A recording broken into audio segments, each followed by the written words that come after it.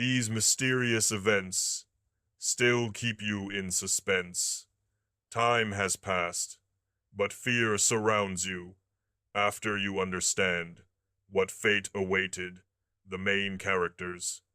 Complete darkness. In a fog-shrouded town on the edge of New Hampshire, where mists from the Atlantic weave into dreams, lived 14-year-old Ella Moore. Her eyes sparkled like stars in the night, and her heart burned with dreams of Broadway, where her voice would tear through silence like a storm. Her parents had parted when she was a babe, and her mother, Eileen, raised her alone in an old third-floor apartment in a brick building where the walls whispered secrets of forgotten tenants. Ella sang in the shower, imagining her melodies summoning spirits, but deep down, she feared the dark, not the kind hiding in closets, but the one lurking in the cracks of reality. On a spring weekend in 1985, Eileen left with her new lover, a tennis player chasing European tournaments. Ella, teetering on the edge of adulthood, pleaded to stay alone. "Mom, I'm not a child anymore. Let me taste freedom, like I'm already on stage." Eileen relented, her heart heavy with unease. The day passed quietly. Ella tidied, watched old ghost movies, and called friends. That evening, she slipped to a nearby store for a bottle of wine. Not for herself, she claimed, but for inspiration. Soon, two friends arrived. Tim, with dimples that charmed, and Sarah, who wore a black stone necklace, said to ward off evil spirits. They laughed, played rock records that pulsed like a demon's heart, and drank. Around midnight, footsteps echoed in the hall heavy, as if dragging chains. "Mom," Ella whispered, and they froze. Panicked, Tim slipped out the back door, hearing the lock click behind him, as if an unseen hand had turned it. Sarah, trembling, hid in Ella's bed, while Ella grabbed a blanket and moved to the living room couch to not miss Mom if she comes back. Eileen and her lover returned at 3 a.m. The hallway greeted them with darkness. All the bulbs on 3 floors were unscrewed, as if an invisible finger had twisted them with ritualistic care. "A prank?" her lover muttered, but Eileen's heart clenched. The apartment door was ajar, the back door open. In the bedroom, Sarah, half drunk, mumbled about a shadow in the mirror, but Ella was gone. Her jeans, plaid blouse, and sweater had vanished, yet her purse and new shoes lay by the couch, as if she'd stepped barefoot into another realm. Police arrived at dawn. No signs of struggle, no thieves. Neighbors whispered of an old legend, a vanished actress from the 1920 seconds, singing in an empty theater, now seeking voices to return. Months passed, and Eileen received phone bills with calls from California motels where, rumor had it, films for shadows were made. One call traced to a hotline for lost souls, where a voice whispered, "Mom, I hear music, but it's not mine." Then came the night calls at 3:45 a.m., when clocks strike thrice, as if time itself pauses. The line was silent, but Eileen heard breathing, a melody the same tune Ella sang before vanishing. Ella's aunt swore she heard her niece's voice calling Mike, a boy from Ella's dreams who never existed. Investigators found a motel in Santa Monica, its walls lined with mirrors reflecting an unknown figure, Dr. Z, a shaman who summons spirits through a lens. But he, like Ella, was gone. Years later, Ella became a legend.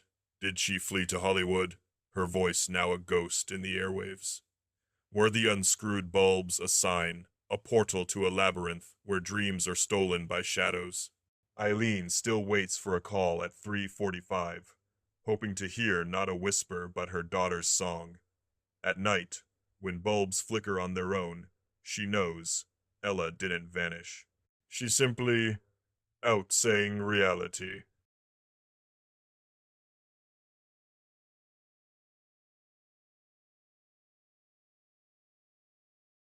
The stairs to the void, in Taipei's heart, where skyscrapers pierce the sky like shaman's needles, stood the financial temple, an 11-story monolith of glass and steel, hiding secrets behind its gleaming mask. It housed elites, bankers trading fates and families, where whispers of wealth drowned out cries of souls. On the 15th of January 2010, at midnight, when Formosa's winds carried scents of forgotten shrines, free 9-year-old Mei Lin entered the lobby, her 4-year-old daughter, Liao, in her arms.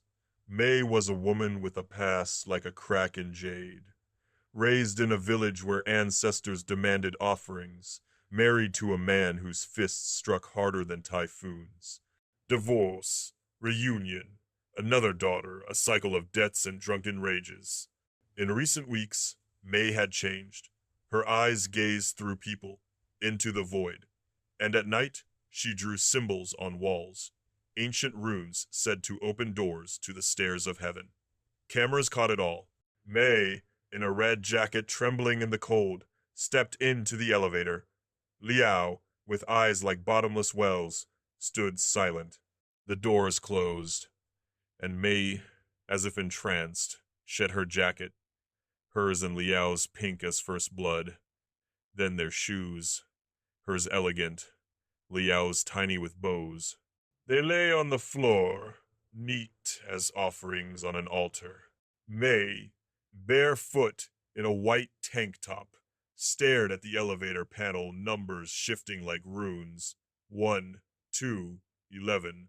On the 11th floor, they stepped out, turned left down a hall where lamps flickered like dying stars, and vanished into the stairwell. A corridor camera caught only a shadow long, with 2 heads, melting into the wall. By morning, a guard found the clothes in the elevator. Jackets crossed like a sigil, shoes aligned as if for gods. Police reviewed the tapes. No exit. The tower was a fortress keycards. After 9 p.m., cameras on every floor, stairs leading only down or to the roof. Mei's motorcycle stood untouched, as if she'd never left. Searches, floors, vents, roof yielded nothing. Residents heard nothing. No steps, no screams. Only a monk from the Buddhist temple on the 11th floor whispered, "The stairs aren't a path, they're a mirror.